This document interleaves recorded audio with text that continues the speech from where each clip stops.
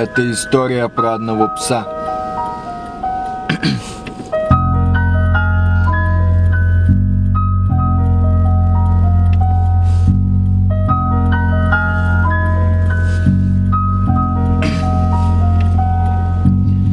Не скули, закрой пасть, иди на место, сука, в глазах групп любимый хозяин, паскуда с холодом наедине в будке, на старой куртке коротает сутки, воспринимая в шутку все.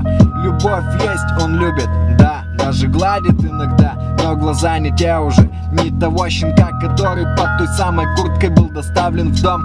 Улыбки, ласка, ну а что потом? Ай, улица, незнакомые лица, начинал скалиться, гнали, кем вы стали все, еда не нравится, но приходится, и так уж водится, что плевать на тех, кто другом по сути приходится.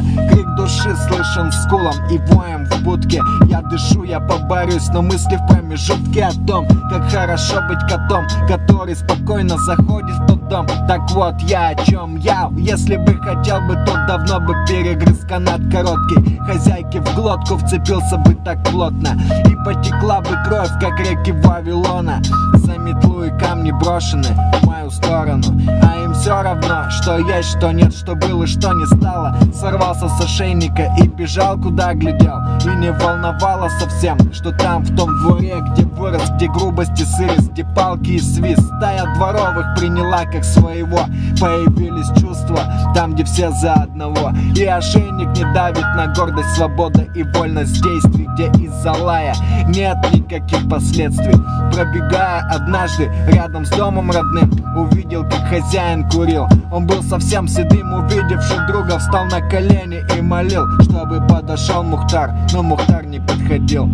Стая ушла, а он так и на коленях ждал. Где же ты был раньше, когда я в будке тосковал? Умерла хозяйка после пьянки соседской, дочь забыла отца после этих бедствий. Спился совсем, это бездна из стен. Кем теперь стал, а вспомни был кем до того. Мы всегда в ответе за тех приручили, кого, отвернув морду в сторону, кинулся к стае с концом. И у пса есть чувство, помни, ничего не чувствуют лишь камни. Дома закрыли ставни, и среди всех могил нашел своего хозяина, которого так полюбил, но вернуть нельзя его. Мы всегда в ответе за тех, кого приручаем.